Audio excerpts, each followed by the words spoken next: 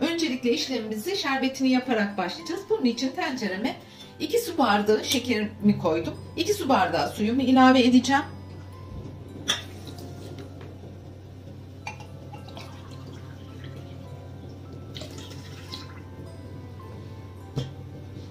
Ve çeyrek limon suyunu ilave edip ocağa alacağım. Önce şerbetimi kaynatacağım. Çünkü şerbetimiz soğuk, tatlımız sıcak olarak üzerine dökeceğiz. Şerbetimiz kıvam aldıktan sonra da bir çay bardağı pekmezimizi şerbetimize ilave edeceğiz. Şerbetimizi ocağımızda kaynamaya bıraktım. Fırınımızda 180 dereceye alt üst ayarladım. Onu da ısınıyor şu aşamada.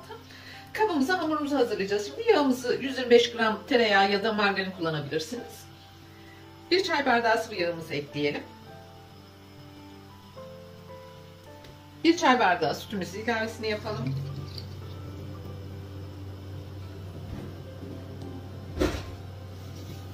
Bir çay bardağı tahinimizin ilavesini de yapalım.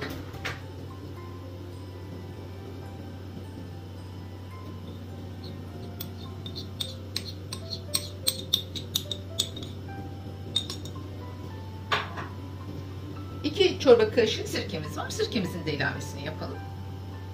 Bunları güzelce bir karıştıralım.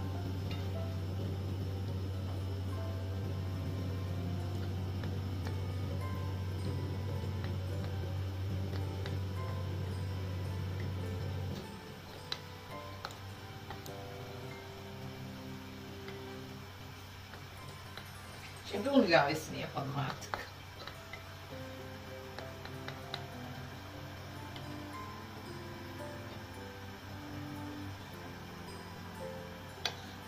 Burada yaklaşık 3 su bardağı unum var ama unumuzu kontrollü koyalım çünkü yumuşak bir hamur elde etmemiz gerekiyor şerbetin güzel çekmesi için.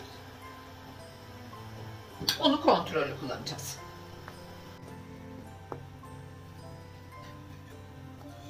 Şöyle biraz daha yağ yapalım. Daha sonra elimizle hamurumuzu yoğuracağız. Bu aşamada kabartma tozumuzu ve şekerli vanilimiz ilavesini yapalım. Artık yoğurma işlemine geçebiliriz.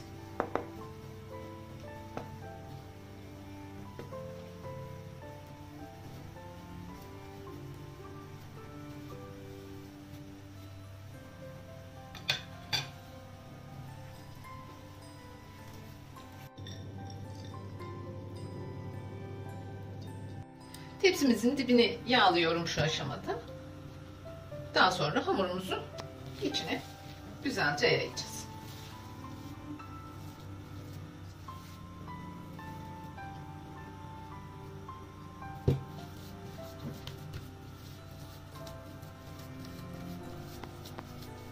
Şimdi üzerine şekil verelim hep birlikte. Ben çatalla yapacağım bu şekli.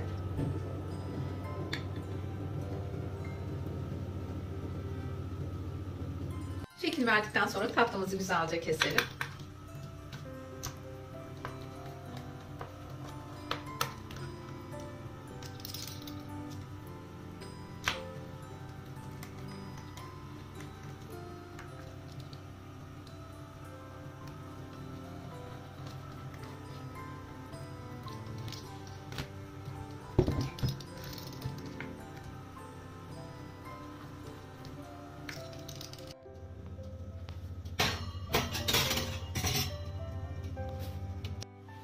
Tatlımız tam yaklaşık 30 dakika gibi bir sürede pişti. Çok da güzel görünüyor. Şimdi ilk sıcağı gittikten sonra şerbetimizi üzerine dökeceğiz.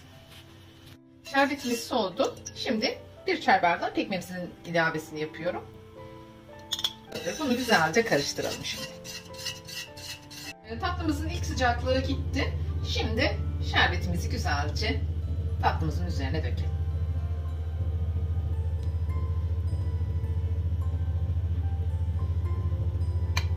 Her yerine gelecek şekilde güzelce gezdirelim.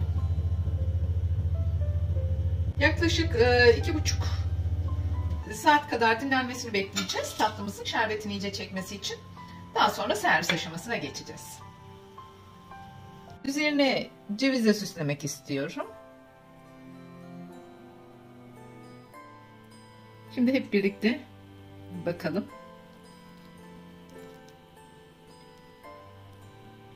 Gördüğünüz gibi harika oldu. Umarım sizler de beğenip ve denersiniz. Deneyecek olan arkadaşlara şimdiden afiyet olsun diyorum.